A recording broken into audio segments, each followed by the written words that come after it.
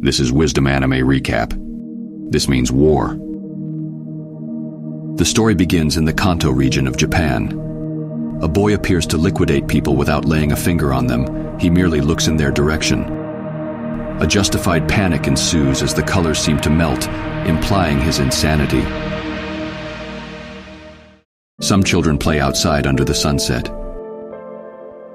They argue about winners and losers until one of them brings up the trickster cat. They fear they may see him now that night is falling. Saki and Shun hang back as Shun shows Saki the minoshiro in the distance. The rest seem unimpressed. Later, Saki finds herself in a temple that's said to be outside the sacred barrier. She speaks to an old man by the name of Mushin, the priest of the temple. When she seems confused about where she is, the priest explains she's at the temple of purification. This is Saki's first time outside the sacred barrier. The priest guides her to a large censer, where a fire rises above burning incense. He tells her to use her powers to control it, to free her from all worldly desire, but she says she can't. The priest tells her she must. Saki decides to look back, to remember when she first received her powers. She was visited in her room by a blessing spirit, to the delight of her parents, but waking her, causing circular winds in her room that carried her possessions. She was finally able to graduate from Harmony Elementary. She could finally join the unified class. It works. Saki is able to move the fire. It sways before her left and right. The priest orders her to stop. He tells her again she must lose all her worldly desire in order to escape the wheel of reincarnation. She's given a paper doll which she's told to make move using her powers, imprinting them on it. The priest exclaims that her powers have been sealed within the doll as he pricks it with needles and casts it into the fire. She can no longer move the fire. Her powers have been taken as quickly as she received them. Saki can only cry. The priest comes near her once more and tells her she'll be given new ones. He gives her a mantra she can use to summon a new spirit that can again bless her with powers. At school, Saki is introduced to the unified class, in which sit her friends who wave to her smiling. Once she finds her seat, they explain to her she's a part of Group 1 and tease her for being the last to graduate from Harmony Elementary. Saki tells them there were many others who had yet to graduate before she left. They all look at her with an overbearing silence as a pale, disembodied, mask-like face appears declaring, "Purification within." No one seems to see it, but the air remains heavy. Maria suddenly tells her she'll have to take practical exams in the unified class, which breaks the tension, restoring the banter. Saki tells them the school reminds her of Sadharma Farms to the bemusement of the others. In their Ogres and Karmic Demons class, Maria reads a story out loud in front of the class about a boy from long ago who left the sacred barrier alone in search of herbs he was gathering. Though the boy had been told by the adults not to leave the sacred barrier alone, he continued for herbs aplenty he found just there. On his journey, he saw an ogre that chased him to a bridge leading to the village. The boy panicked as he feared the ogre wiping out the village, so in a moment of panic he cut down the bridge, sacrificing himself for the sake of those he knew. Saki seems jealous of her friend's recitation ability. In their art class, Group 1 plays a distorted game of broken telephone in competition with the other groups. The children use their powers to engrave a painting seen only by the first student onto a canvas based on the engraving of the student in front of them. When it's Reiko's turn, she botches it, forcing the others to try again from the top. In another class, Group 1, again in competition with the other groups, builds a house of cards using their powers. Saki's competitiveness causes her to inadvertently clash with Satoru, killing their efficiency. They admire Shun's progress, as he's the most precocious in the group. When Saki sees his gentle smile, her anger dissipates instantly. Satoru compares him to Reiko, who he refers to as dead weight. Saki tries to defend her, but Reiko apologizes. Another student suddenly bumps into their table, knocking their cards down to the fury of Group 1.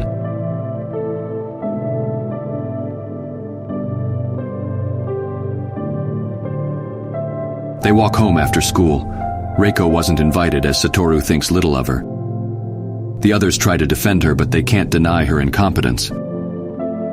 Saki appears lost in thought. She tells the others about a rumor she heard, that some students never graduate from Harmony Elementary but instead vanish. Shun assures her it's only a rumor. When Saki insists it isn't, Satoru tells them another rumor about gravestones in a courtyard at Harmony Elementary. He claims not to know who told him. Shun tells them he's been to the courtyard but found no gravestones. Satoru tells them he's heard other rumors about Harmony, but the others won't hear him. Until he mentions the trickster cat, a creature that hunts children at dusk in autumn. It goes into people's houses at night. Saki suddenly has an outburst. She demands the others stop. She remembers her mother telling her to grow out of her childish fantasies of the trickster cat. When Satoru tries to tease her, she becomes disproportionately defensive to a point that concerns her friends.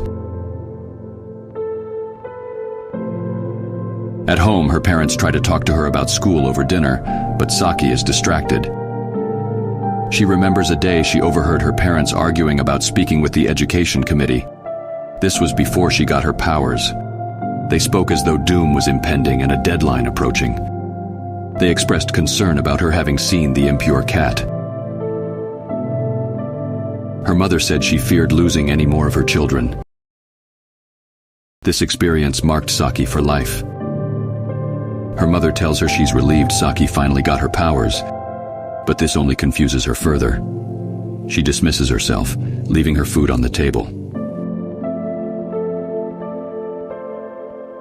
The narrator, Saki in the future, explains that Reiko disappeared a few days later, never to be seen again. 500 years earlier in the Kanto region of Japan, Daikangitai was proclaimed the 5th emperor of the Holy Cherry Blossom Dynasty. He levitated above them as they all cheered his name and clapped their hands. Emperor Daikangitai proclaimed that the first 100 to stop clapping would be sacrificed in honor of the celebration. Those who did burst into blue flames. The children are back in their Ogres and Karmic Demons class. Shun stands to read a story about another boy from long ago. He was a boy whose intelligence was matched only by his arrogance, but pride cometh before the fall. He viewed the people around him as beneath him, even his elders, whose lessons he took with a private disdain. With time, he grew lonely and isolated as a result of karma. This karma grew to consume him until it ultimately turned him into a karmic demon. He deemed himself unworthy of existing and banished himself to the depths of the river, never to be seen again. The unified class prepares for a tournament for a game called carryball. The goal is to push a boulder into a hole using only their powers before time runs out. The catch is, they cannot use their power on the boulder or the field. Only on game pieces, they must create themselves to push the boulder. They cannot interact with the other players' pieces or attack the opposing team's main pusher. It's Group 1's turn to push the boulder first against Group 5. They power through and succeed with relative ease. When Group 5 tries the same, Shun uses a specialized piece they built to change the direction of the boulder, guiding it out of bounds. Group 1 wins, but their specialized piece is destroyed. They panic, but Satoru thinks of a new strategy for the next round. Some members of Group 1 had spoken to members of Group 3 after they lost to Group 2. They explained that Group 2 cheated by destroying their pusher, but got away with it. Group 1 is playing Group 2 in the finals. It's Group 2's turn to push first. They push the boulder toward the goal on Group 1's side. Their offense is immaculate, but when they get to the other side, the goal appears to be missing. Group 2 accuses Group 1 of cheating, as changing the field is against the rules, but they assure them they're wrong. After some deliberation, Group 2 figures out that Group 1 hid the goal using a new piece. It's technically not against the rules. When it's Group 1's turn to push, they're able to elude Group 2's defenses until their pusher is suddenly stopped in place. Shun cannot move it. Then an opposing piece smashes Shun's pusher. A boy named Manabu from Group 2 apologizes. Time runs out, and Manabu gives Saki a gloating smile. The teacher deems it an accident.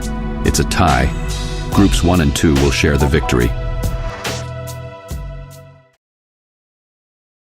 As they walk home, the children complain about the game and recall the details. Shun tells them he was unable to move his piece when he got close to the goal, right before his pusher was destroyed. The others find it strange that the same thing happened to Group 3. It's clear somebody in Group 2 was using their powers to interfere with Shun's powers, which is taboo, as it's considered dangerous. Manabu is followed home by a feline creature.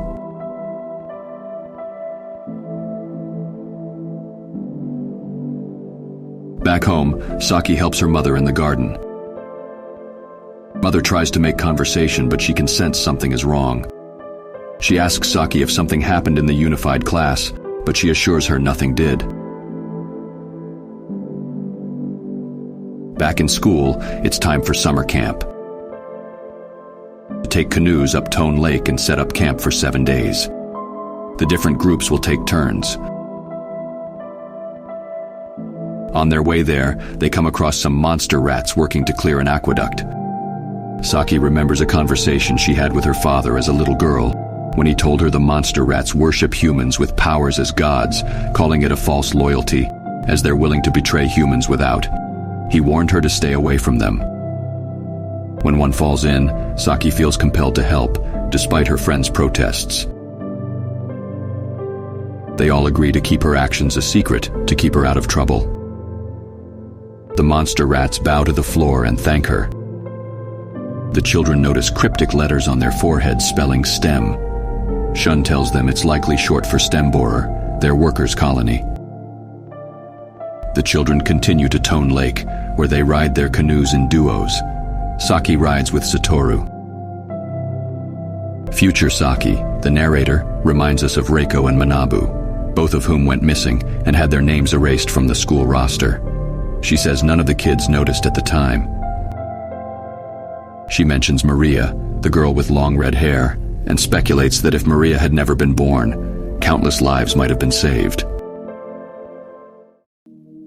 70 years after the coronation of Daikangiti, bandits storm his castle. They set off explosions within and target the emperor. They eliminate him, but he takes them down with him.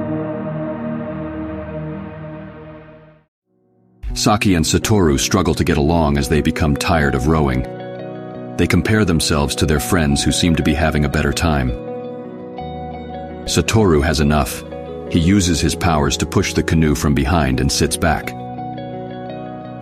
They stop when they see a thatch nester's nest filled with eggs within the reeds. Shun tells them they're real. Mamoru places an egg on a rock and crushes it with an oar, causing it to explode. They continue exploring the lake and taking notes until dawn, when they begin setting up camp. They sit around a campfire when they're finished. Satoru tells them about balloon dogs, horrifying creatures whose bodies expand when angry, until ultimately exploding. He tells them a friend, one whose identity he claims to have forgotten, saw a balloon dog in person at the base of Tsukuba Mountain. Nobody believes him, so he says nobody would ever tell such an unrealistic lie. Shun explains that the biology of such a creature makes little sense, as rather than having traits to aid in survival, it's self-destructive. Such a creature would inevitably drive itself to extinction. Satoru doesn't concede, instead telling them about the demon Minoshiro.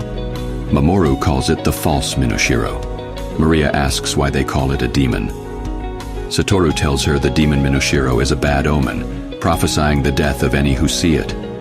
Shun suggests they search for one for their summer project, this and other creatures. Satoru tells them it's a bad idea, as their powers don't work on a demon Minoshiro. When his friends ask him to elaborate, he stays quiet and pouts. Mamoru suggests they go out for night canoeing. They leave Satoru behind to look after the camp. Saki shares her canoe with Shun. When they're alone, Shun stills the water around them using his powers, causing the constellations to reflect on the surface, creating an awesome glow. Saki marvels at its beauty. Shun holds her hand.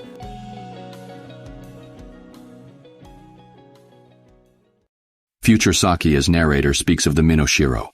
She says little is known about them, but that they came to be only a few centuries prior. However, it should be impossible for a new species to evolve so quickly, as no similar creature existed prior. This is true of many other creatures in this world. She explains that this rapid evolution could be caused by the human unconscious. The next day, the children break camp. Saki wears her sunglasses to keep the glare out of her eyes. They canoe past Kasumigara Inlet, where they hope to find balloon dogs and demon minoshiro. This is a location beyond the bounds of their permitted camping area. They dock near some boulders and enter the woods. Just as they're considering turning back, they come upon a temple in which they find a demon minoshiro. It glows green, yellow, and pink. All but Saki freeze in place. They are physically unable to move. When Saki turns her back to check on her friends, the minoshiro disappears. Her friends can move again. They realize it hypnotized them through a similar process to one used at the Temple of Purification. Saki's sunglasses block the effects of the hypnosis. Suddenly she thinks of a way to capture the minoshiro. They capture 2 large crabs, tie them up and lead them both into the temple. When they capture the minoshiro, they pull the crabs out. The minoshiro glows once more and hypnotizes Saki's friends. She grabs it with her powers and pulls a blue antenna from its head. The thing can talk. It orders her to stop. Saki threatens to pull out all its antennae if it won't free her friends. The minoshiro acquiesces. The children ask it what it is. It tells them it's a library.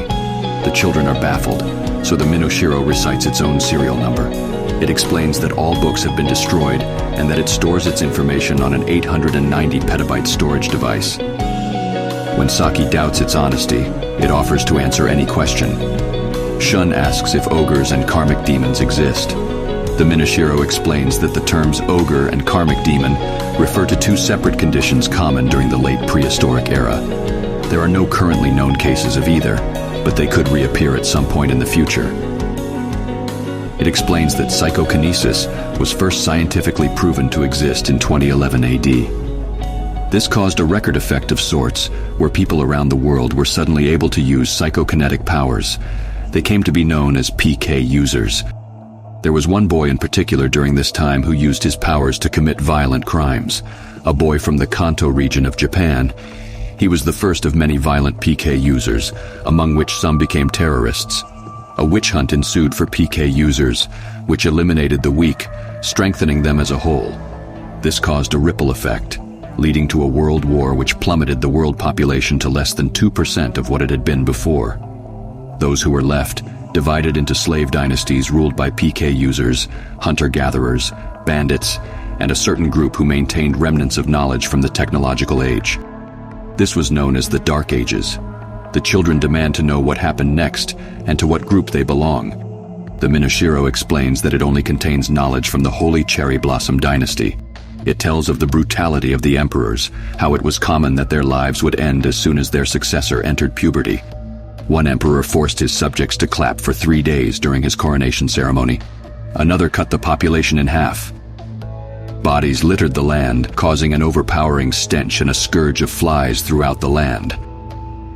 Satoru demands the minoshiro to stop. He cannot take it anymore. He tells the others that the minoshiro is likely lying. Shun asks it about their origin once more. It tells them that the end of the slave dynasties allowed the technological group to rise to power. Shun asks what happened to the slaves, bandits, and hunter-gatherers who were left. It doesn't know. It tells them that the technological group they descend from knew the dangers of PK abilities, so they set regulations in place to prevent them. In addition to proper education, they created tests to identify problematic children. Saki thinks of Manabu. It explains they modeled their society after that of bonobos, a conflict-averse, sex-positive species, but even this wasn't enough. They also introduced gene editing, creating a psychological aversion to hurting members of one's own species, as well as great physical sickness. Saki remembers experiencing this at the Temple of Purification. presumably as another test. Shun asks about the existence of ogres and karmic demons once more. The minoshiro explains that they all disappeared before the start of the Dark Ages. Shun believes their society seems to exist simply to prevent the spawning of ogres and karmic demons. The children demand it to elaborate further. Suddenly, a vibrant flame bursts forth from the minoshiro, interrupting its explanation and engulfing it in a blaze of stunning intensity. Within the heart of the inferno emerges a mysterious woman, her tranquil features exquisitely carved in the likeness of the Pieta, cradling a fragile baby in one arm.